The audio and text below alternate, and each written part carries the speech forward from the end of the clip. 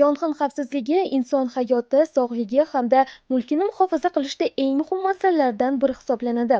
Shu bois yurtimizda har yili yong'in xavfsizligi oyligi o'tkazilib, aholi orasida yong'inning oldini olish, xavfsizlik qoidalariga rioya qilish madaniyatini oshirishga alohida e'tibor qaratilmoqda.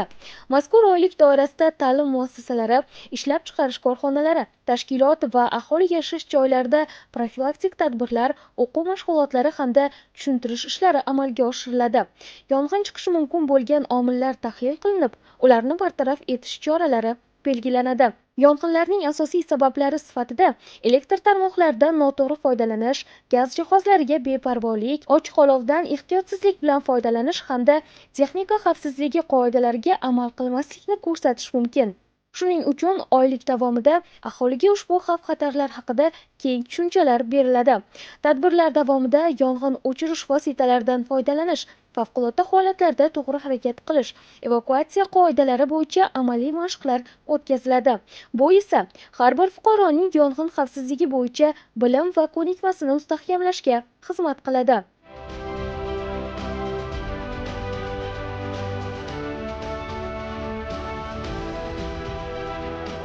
Muhtaram Prezidentimiz tomonidan 2025-26 yillar kuzgi qishki mavsumni betalofat o'tkazish bo'yicha Favqulodda vaziyatlar vazirligiga aniq va mas'uliyatli vazifalar belgilab berildi. Ushbu topshiriqlarni o'z vaqtida va sifatli ijrosini ta'minlash maqsadida Samarqand viloyati Favqulodda vaziyatlar boshqarmasi tomonidan hududlarda kompleks chora-tadbirlar rejasi ishlab chiqildi. Xususan, kommunal soha tarmoqlariga yuzaga kelishi mumkin bo'lgan avariyalar oldini olish, avariya holatlari sodir bo'lgan taqdirda ularni oqibatlarini qisqa vaqt ichida bartaraf etish hamda avariya tiklash guruhlarini faoliyatini muvofiqlashtirish bo'yicha maxsus ishchi guruh tashkil etildi. Ishlarni samarali tashkil etishda poytaxtda joriy etilgan ilg'or tajriba, jumladan Toshkent shahri tajribasi asos qilib olindi. Raqamlashtirilgan nazorat tizimi, avariya holatlariga tezkor javob berish algoritmi, muvofiqlashtirilgan shtablar faoliyati hamda mas'ul xizmatlar o'rtasida uzviy hamkorlik mexanizmlari atroflicha o'rganilib, hozirda ushbu tizimlar Samarqand viloyatida ham bosqichma-bosqich joriy etilmoqda. Tuzilgan ishchi guruhlar tomonidan viloyat hududida ijtimoiy soha obyektlari, iqtisodiyot va energetik tarmoqlari hamda ko'p kvartirali uy-joylar fondidan 2025-2026 yillar kuzgi qishki mavsumga tayyorlash ishlari qat'iy nazoratga olingan.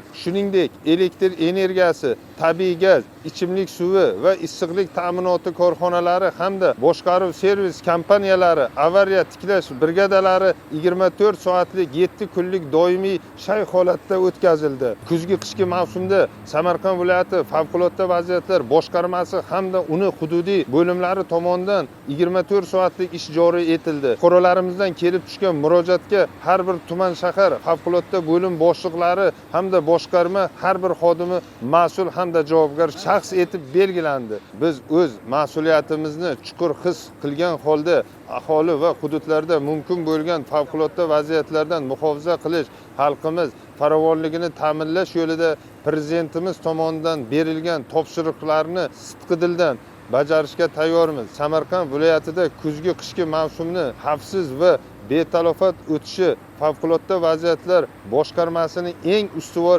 vazifalaridan biri hisoblanadi.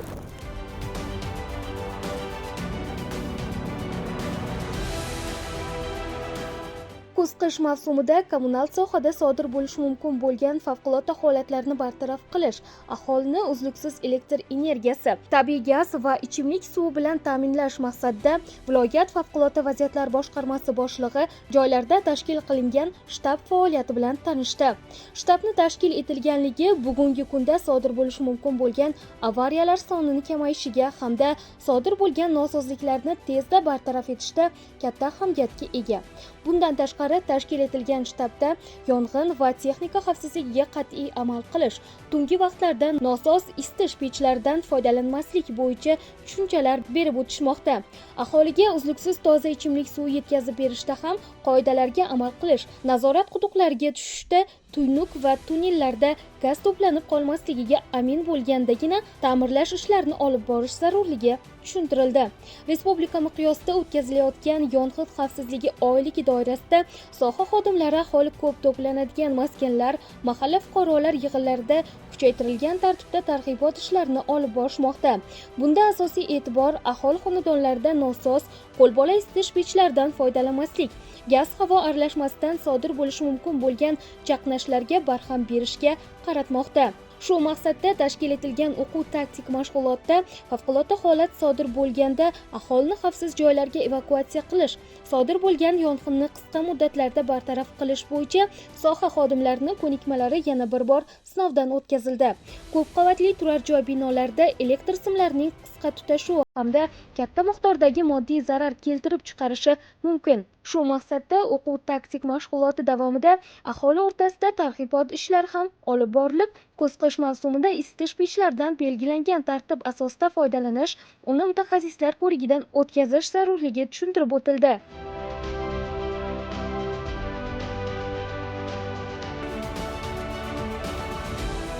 Hozirgi mana o'quv mashg'ulotlar qishga tayyorgarlik bo'yicha soha xodimlari, BSK, hamkor tashkilotlarning zaxira yaratilgani, ertaga bironta noxush holat bo'lsa, qanday bartaraf qilayotgani bo'yicha saf ko'rigi o'tkazildi.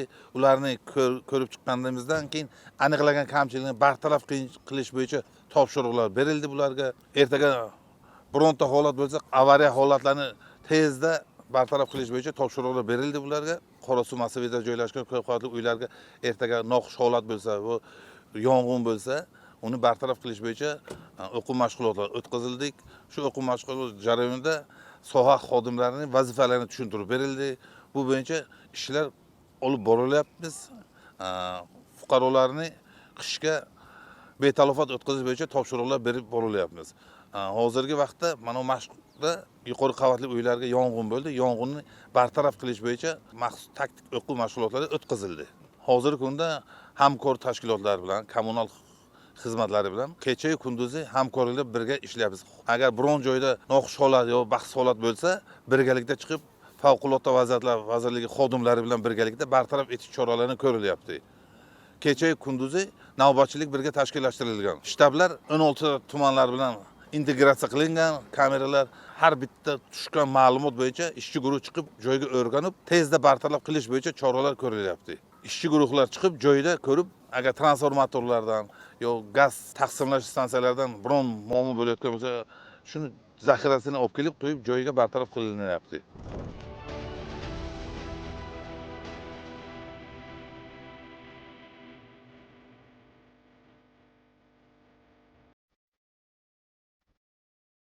O'quv-taktik mashg'ulotida shartli ravishda sodir bo'lgan favqulodda holat bartaraf qilish bo'yicha kuch vositalar harakatga keltirildi. Har bir soha belgilangan tartib asosida ish olib borib, ko'p qavatli turar joy binosiga berilgan tabiiy gaz, elektr energiyasi tarmoqda uzildi. Tez tibbiy xodimlar jabrlanganlarga birinchi tibbiy yordam ko'rsatib, zaruratga ko'ra ularni shifoxonalarga olib ketdi.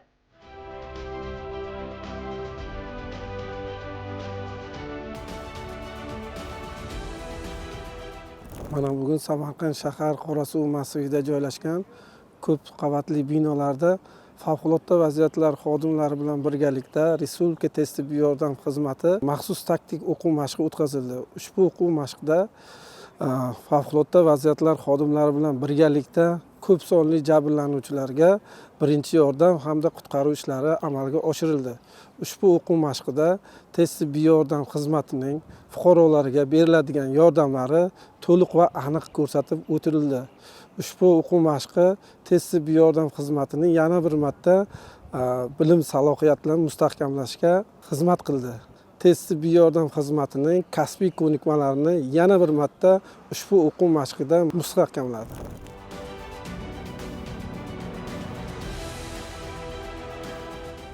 Yong'in xavfsizligi oyligi davomida aholi xonadonlarida targ'ibot tadbirlari olib borilib, yong'in xavfsizligi qoidalariga amal qilish, xonada gaz hidi sezilsa, derazalarni ochish kerakligi hamda uy ichida ochiq olovdan foydalanmaslik bo'yicha tushunchalar berib o'tilmoqda.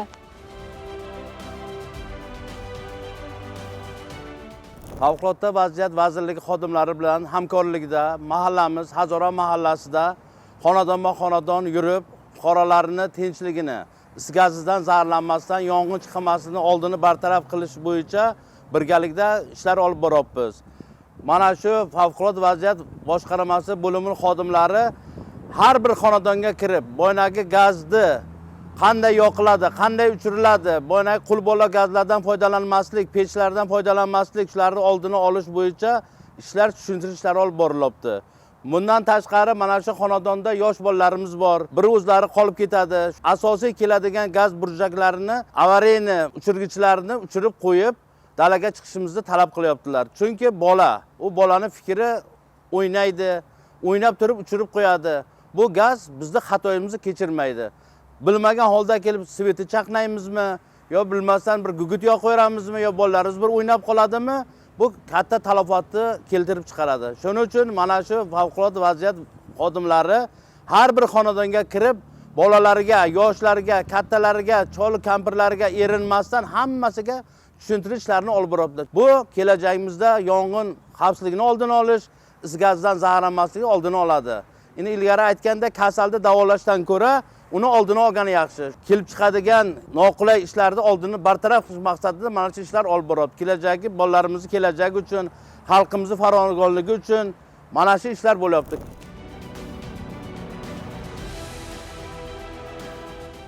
Bu kabi tadbirlar barcha tuman va shaharlarda keng qamrovli olib borilmoqda.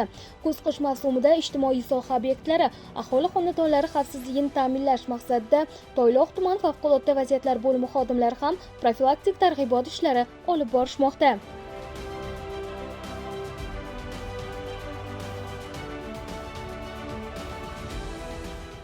Respublikamiz hududida 1-dekabrdan 30-dekabr kunlari yong'in xavfsizligi oyligi o'tkazilmoqda. Shu munosabat bilan Toyloq tuman favqulodda vaziyatlar bo'limi xodimlari tomonidan bir qator ishlar amalga oshirildi. Tumanimiz hududidagi aholi ko'p yig'iladigan maskanlarda, bozorlarda, ko'p qavatli turar joy binolarida, aholi ko'p yig'iladigan maskanlarda profilaktik tadbirlar olib borilmoqda. Profilaktik tadbirlardan ko'zlangan asosiy maqsad fuqarolarimizni is gazdan zaharlanish, gaz havo aralashmasining chaqnashi hamda sodir bo'lishi mumkin bo'lgan yong'inlardan saqlash maqsadida har bir fuqarolar bilan xonadon-boy kirib tushuntirish ishlari olib borilmoqda. Tushuntirish ishlari davomida har bir fuqarolarga hamkorlikdagi xizmatlar bilan birgalikda har xil turdagi eslatmalar, bukletlar tarqatilib, targ'ibot ishlari olib borilmoqda. O'rganishlar davomida aniqlangan kamchiliklar yuzasidan mutasaddi hamkorlikdagi xizmatlar bilan joyida bartaraf etish choralari ko'rilmoqda. Bundan tashqari, bozorlarda profilaktik tadbirlar olib borilib, bozor hududida sodir bo'lishi mumkin bo'lgan favqulodda vaziyatlar, yong'inlarni oldini olish maqsadida har bir tadbirkorlar bilan targ'ibot, tashviqot, tushuntirish ishlari olib borilib, eslatmalar tarqatildi.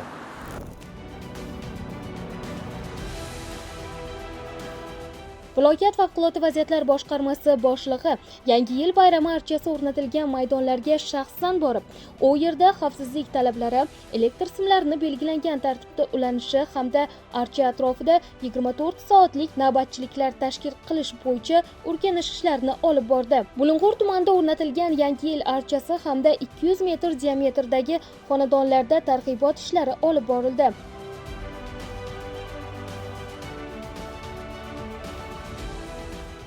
Bugungi kunda yurtimizda 1-dekabrdan 30-dekabrga qadar yong'in xavfsizligi oyligi o'tkazilmoqda. Shu oylik doirasida Bulung'ur tuman favqulodda vaziyatlar bo'limi hamda tegishli tashkilotlar bilan birgalikda barcha ijtimoiy soha obyektlarida, shuningdek bugungi kunda Bulung'ur tuman buyum bozorida ham profilaktik tadbir o'tkazish maqsadida chiqdik. Bu tadbirni o'tkazishimizdan maqsad birinchi o'rinda fuqarolarning xavfsizligini ta'minlash, shuningdek fuqarolar is gazdan zaharlanish, chaqnash, yong'in va shu kabi holatlarni oldini olish borasida olib borilyapti. Yangi yil kunlarida xavfsizlikni ta'minlash borasida bugungi kunda tuman hokimligi qoshida kuz-qish shtabi tashkil etilgan. Kuz-qish shtabiga tuman favqulodda vaziyatlar bo'limi hamda barcha kommunal soha vakillaridan bir nafardan ish xodimlari navbatchilik tashkil yo'lga qo'yilgan. Ular tunu kun xizmat olib borishadi va hamda aniqlangan kamchiliklarni o'z vaqtida bartaraf qilishga qaratilgan. Bundan ko'zlangan maqsad fuqarolarga qulaylik yaratish va hamda fuqarolarni bayramda ko'ngildagidek o'tkazishga qaratilgan. Mana shu archa o'rnatilgan maydonlarda elektr tutash ular oldini olish, umuman olganda xavfsizlikni ta'minlash qanday yo'lga qo'yildi? Bayram archasi o'rnatilgan hudud va uning yaqin atrofidagi 200 metr radiusda barcha aholi xonadonlari qayta tekshiruvdan o'tkazib chiqildi va hamda aholi xonadonlaridagi yashovchi fuqarolarga tushuntirishlar olib borildi. Yong'in va shu kabi favqulodda vaziyatlarning oldini olish borasida bayram archasi o'rnatilgan hududda tuman elektrisiteti xodimlari bilan birgalikda qayta ko'zdan kechirilib, archa ichki qismiga va uning atrofiga 226 va undan yuqori bo'lgan kuchlanishni olib kirish taqiqlandi va elektr tokini kamaytirib beruvchi uskunalar yordamida bayram archasiga 24 voltli kuchlanishdagi elektr toki kiritilib, u yerdagi mayoqchalar yoqishi yo'lga qo'yilgan.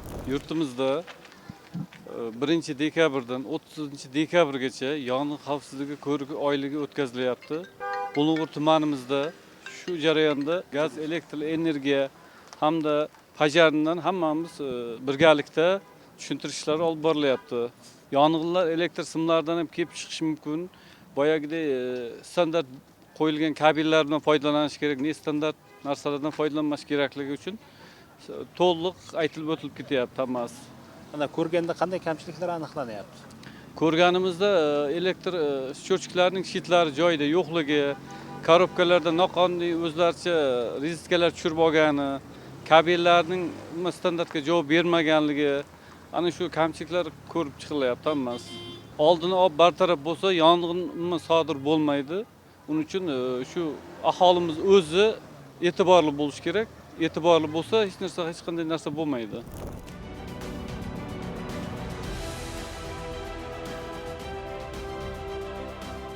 Bulung'ur tuman favqulodda vaziyatlar bo'limi xodimlari savdo komplekslari, bozorlar hamda umumiy ovqatlanish shoxobchalarida o'rganishlar olib borib, yong'in xavfsizligi bo'yicha tushuntirish berishmoqda.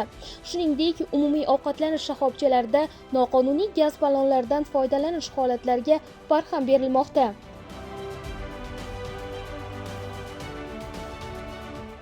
Yurtimizda o'tkazilayotgan yong'in xavfsizligi oyligi doirasida Bulung'ur tuman favqulodda vaziyatlar bo'limi xodimlari tomonidan tuman hududida keng qamrovli profilaktik tadbirlar olib borilyapti. Shu jumladan Bulung'ur tuman favqulodda vaziyatlar bo'limi xodimlari tomonidan aholi yashash xonadonlarida, ijtimoiy soha obyektlarida, bozorlarda, aholi ko'p yig'iladigan savdo komplekslarida, avtoshoh bekatlarda profilaktik tadbirlar olib borilyapti. Asosiy e'tibor aholining maishiy gaz ballonidan foydalanishi, aholi o'rtasida uchraydigan is gazidan zaharlanish, havo gaz aralashish chaqnashi, shunga o'xshash favqulodda vaziyatlarni oldini olish bo'yicha tushuntirish ishlarini olib borib, aholiga kerakli materiallarni tarqatib bormoqdamiz. Aholi xonadonlarida, jumladan yashash uylarida isitish moslamasidan foydalanayotganda shu davlat standartiga javob bermaydigan moslamalardan foydalanmaslik, mo'rikonlarni vaqti bilan tozalashga qattiq e'tibor berishni, yana yashash uyida, ko'p qavatli uylarda ochiq olovdan foydalanmaslik bo'yicha aholiga keng qamrovli tushuntirish ishlarini olib bormoqdamiz. Bulung'ur tumani favqulodda vaziyatlar bo'limi har doim mana aholida targ'ibot ishlarini olib boryapti. Yaxshi uyma-uy kirib, hammani ogohlantirib, fuqaroga bir uyga kirib, boya tushuncha bergandan keyin o'ziga oladi, boya holatlarni tushuntiryapti. Yaxshi. Ko'p qavatli uylarda mana uyma-uy xonadonma-xonadon kirib, har bir uyga qanday dimoxodlarni, tokdan, nimadan yong'in kelib chiqadigan bo'lsa, shularni ko'rib, ko'zdan kechirib tushuntirishlar o'tkazyapti. Gaz ballonlar masalan o'zining masofasi bor ekan. Masalan, gaz plitadan 2-3 metr uzoqlikda turish kerak. Kichkina mana bu xatamcha gaz ballonchalar ular endi ko'p ishlatish mumkin emas ekan. Dalada boyagidek bir choy qaynatishga yoki bir tuxum qovurishga kamroq ishlatishga mo'ljallangan ekanda. Shular haqida tushuncha berib, to'g'ri tushunchalarni berib o'tyapti. Yaxshi.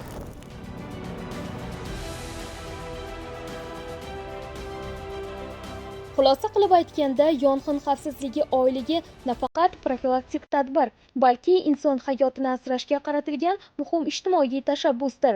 Har birimiz yong'in xavfsizligi qoidalariga qat'iy amal qilsak, turli noxush hodisalarning oldini olishimiz mumkin. Obyektlari, shuningdek, aholi turar joylarining yong'in xavfsizligini ta'minlash borasida amalga oshirayotgan ishlarni jadallashtirish va bu ishlarda fuqarolarning ishtirokini ta'minlashdan iborat.